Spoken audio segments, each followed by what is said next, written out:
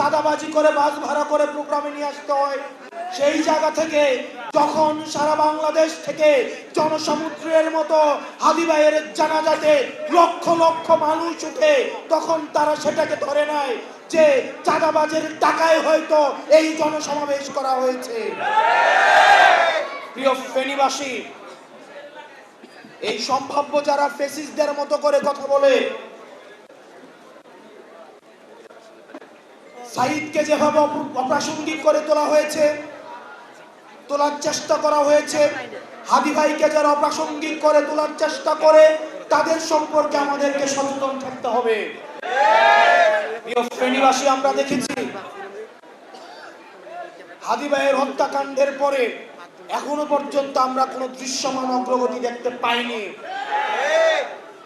যে আইন শৃঙ্খলা বাহিনী রয়েছে, এই আইন শৃঙ্খলা বাহিনীর অধিকাংশই পরবর্তীতে কে বা কারা ক্ষমতায় আসতে পারে, যে বা যারা ক্ষমতায় আসতে পারে, এই ক্ষমতামুখী দলগুলোর পা চাটার জন্য এই আইন শৃঙ্খলা বাহিনী আবার গুলশানে, পল্টনে আবার লাইন দেওয়া শুরু করেছে।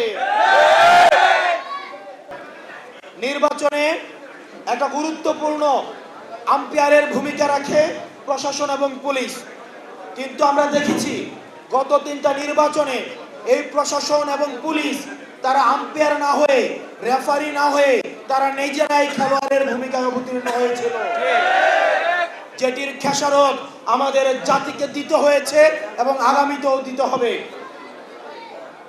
পুলিশ এবং প্রশাসন ভাইদেরকে বলবো, আপনারা বেনজির হয়েন না, আপনারা হারুন হয়েন না, আপনারা রেফারির ভূমিকা রাখবেন, আম্পায়ারের ভূমিকা রাখবেন, আপনারা নিজেরা খেলোয়াড় হইতে আসেন না। তাহলে জুলাইয়ের জনগণের যেই তীব্র বিক্ষোভ, যেই ক্ষুব্ধ হয়েছিল, সেটি আবার এটির পুনরাবৃত্তি ঘটবে। নির্বাচন কমিশনকে বলবো, এই এসপিডিসি এবং ওসি ইউনু সহ যারা এই পক্ষপাত দুষ্ট আচরণ করে এখন থেকে শুরু করেছে, তাদের বিরুদ্ধে যথাযথভাবে ব্যবস্থা নিতে হবে। এই বায়াস, এই দলের প্রতি বায়াস প্রশাসন দিয়ে, পুলিশ দিয়ে স্বচ্ছ নির্বাচন কোনোদিনও সম্ভব নয়। প্রশাসন এবং পুলিশ অবশ্যই বাংলাদেশপন্থী হতে হবে। আপনারা জুলাইয়ে আপনাদের সহকর্মীদের নিদারুণ পরিণতির কথা আপনারা ভুলে যায়েন না। আপনারা বাংলাদেশপন্থী থাকুন। আপনাদের কোনো দল হওয়া উচিত না। আপনারা বিএনপিরও না, জামাতেরও না, আপনারা কোনো রাজনৈতিক দলের না, এনসিপির না,